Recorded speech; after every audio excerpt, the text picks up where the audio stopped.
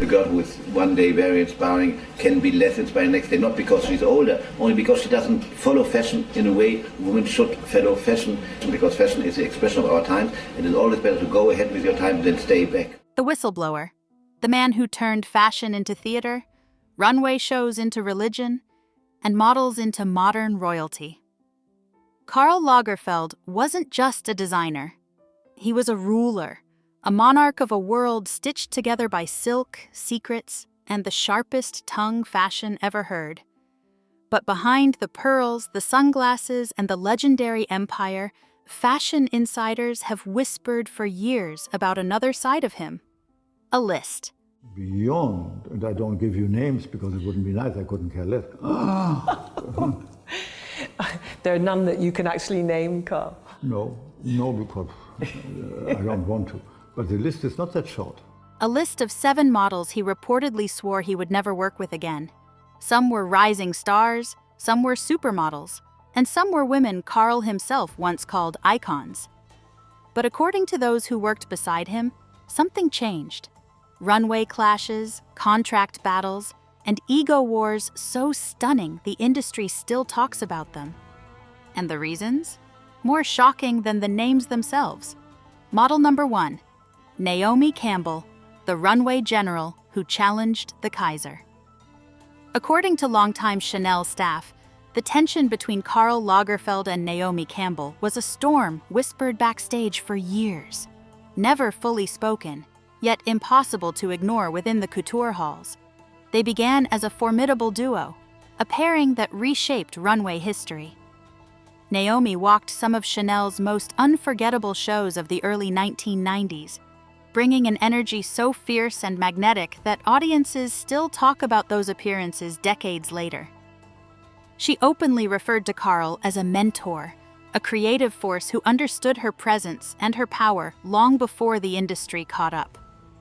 But fashion reporters say one pivotal dispute over a major campaign allegedly shifted everything.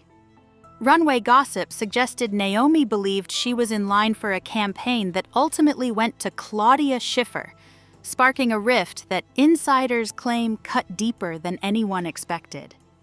Some close to the house claimed Naomi felt she had been quietly iced out after being one of Karl's most trusted favorites, while others believe it was simply the unavoidable clash of 2 unstoppable careers colliding at their peaks.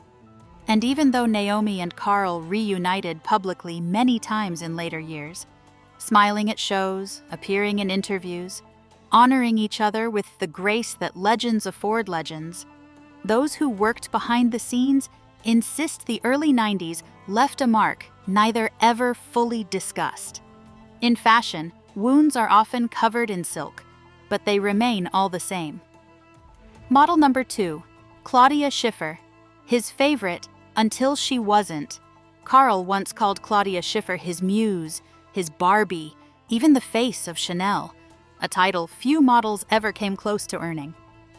For years, she was not just one of the most recognizable supermodels in the world.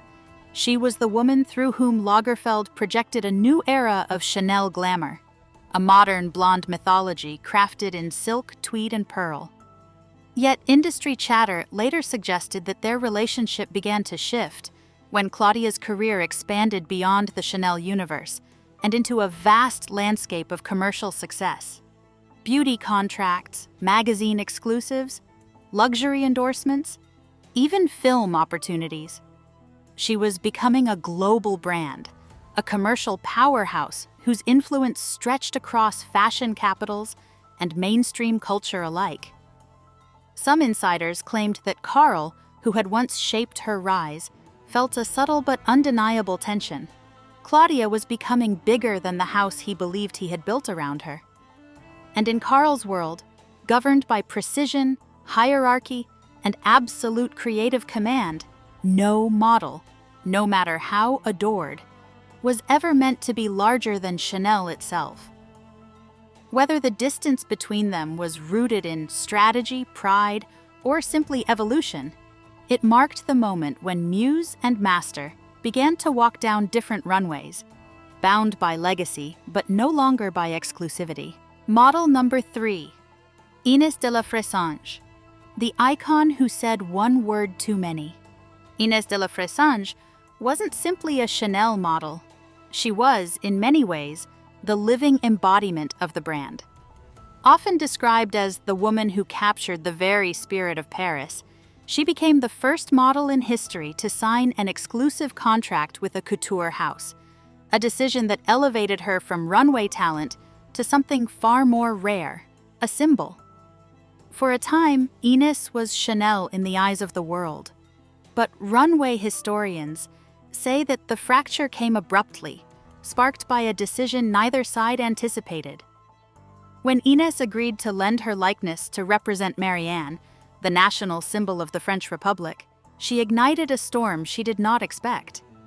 According to fashion chroniclers, Karl Lagerfeld reportedly felt that Marianne, a revolutionary emblem of democracy and public citizenship, clashed with the carefully constructed image of Chanel, a house rooted in private luxury mystique and a world far removed from political iconography. Inès later said she was shocked by how swiftly the relationship unraveled, as if a door she believed would always remain open had been shut without warning. For nearly 18 years, the two reportedly never reconciled professionally, and though both went on to achieve new triumphs, that silence became one of fashion's most legendary estrangements, a reminder that in Karl Lagerfeld's universe, a muse was not merely a woman who wore the clothes, but a guardian of an idea, and breaking that idea came with a cost that even time struggled to undo. Model number 4. Linda Evangelista. The supermodel who wouldn't get out of bed for less, fashion writers have speculated for years that Karl Lagerfeld admired Linda Evangelista's power, her ability to command a camera, dominate a runway, and shift the temperature of an entire fashion season with a single campaign. But admiration did not always translate into ease, especially when navigating the negotiations that surrounded one of the most influential supermodels of the 1990s. Her now iconic statement, "I don't get out of bed for less than $10,000 a day," did more than make headlines. It became a symbol of a new era in modeling, one where the model was no longer merely a participant in fashion, but a force within it. Some Chanel insiders claimed that during particular collections, Evangelista's representation entered with terms, conditions, and strategic career considerations that frustrated Karl, a man who valued absolute control over every stitch and silhouette in his world.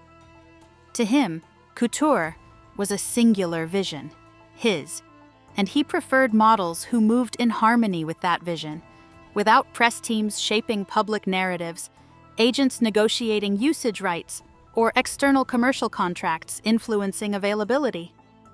Linda, however, belonged to a powerful new class of supermodel, women who were no longer just faces of fashion, but brands in their own right, shaping perfume launches, magazine covers, and global campaigns simultaneously. While Lagerfeld respected her legacy and undeniably helped shape it, industry commentators often suggested that their dynamic was a clash between two empires, one constructed from centuries of couture tradition, and the other from a modern, media-driven modeling revolution. In that friction lived a quiet distance, a professional respect that never softened into the kind of lifelong muse relationship Karl reserved for a very select few. Model number 5, Kate Moss, the anti-couture, rebel in a couture kingdom.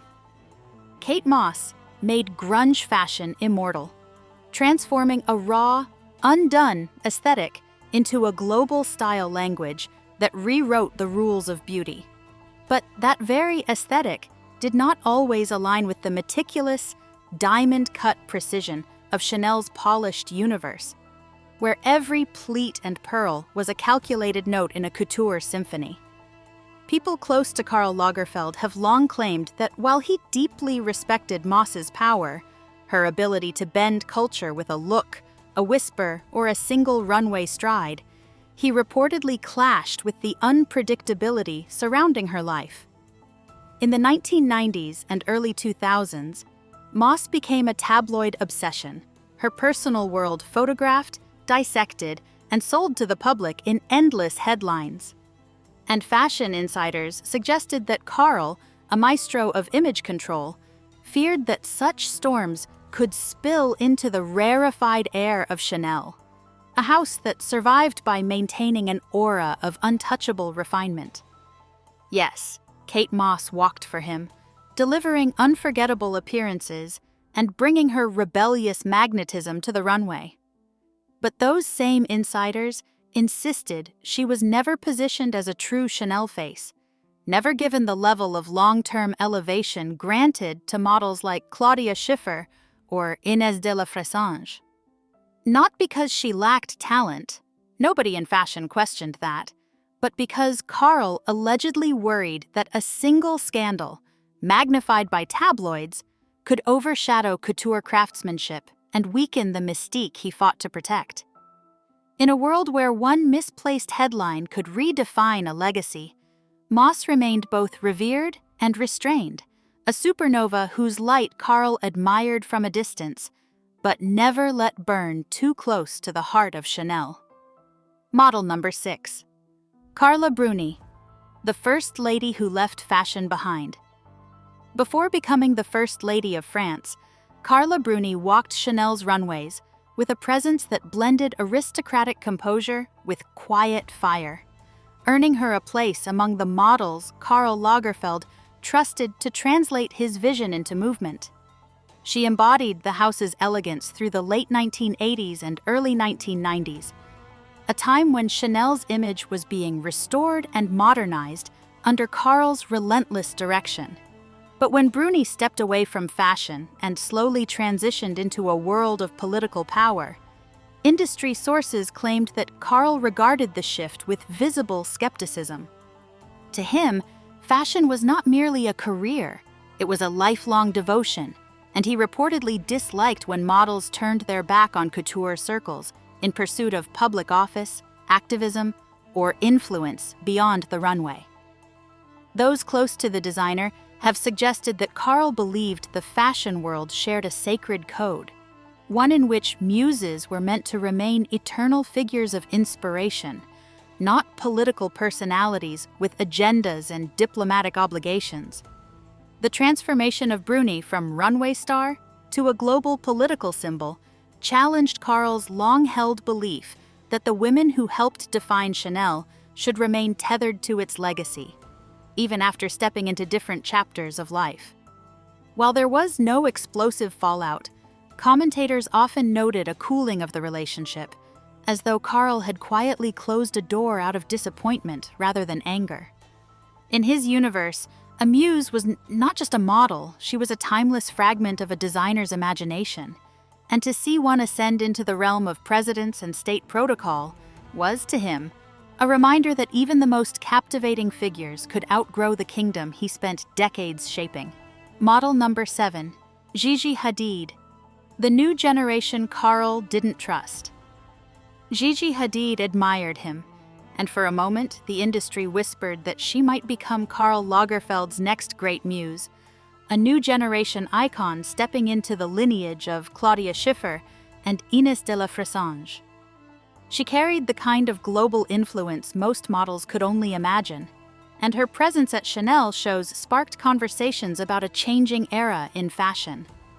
Yet fashion commentators often claimed that Lagerfeld remained uncertain about the rise of social media-driven modeling, a world where booking power came not from couture discipline, but from algorithms and engagement rates. He once remarked, in a line that would echo through industry circles, "Fashion is about taste, not followers." According to several runway editors, Karl respected Gigi's dedication, her professionalism, and the undeniable commercial empire she built. But some believed he privately questioned whether Instagram strength should grant immediate entry into the highest ranks of couture royalty. It wasn't personal, it was philosophical. Lagerfeld had spent decades shaping beauty with the precision of a sculptor, and the new digital era challenged the very definition of what it meant to be a muse. Whether the tension was real, exaggerated, or merely invented by fashion gossip, one truth remained. Gigi became one of the final major models associated with Karl's era, admired on the runway, and welcomed in campaigns. But she never ascended to the singular position many predicted. She walked beside the legacy, touched it, contributed to it, yet never inherited it. In a universe ruled by a man who believed elegance could not be downloaded, she remained close to the crown, but never Karl Lagerfeld's official heir, the final word. So, did Karl Lagerfeld actually hate these models? Only he would know. What we have are the whispers, the interviews, and the runway legends that shaped the world he ruled. He didn't just choose models, he anointed them. And in a world where careers are sewn together by reputation, influence, and ruthless elegance, being removed from Karl's inner circle was not just a feud. It was exile. Which story shocked you the most? Tell us in the comments below and let us know which fashion icon we should cover next. Like, subscribe, and turn on notifications to never miss another deep dive into the secrets of the fashion world.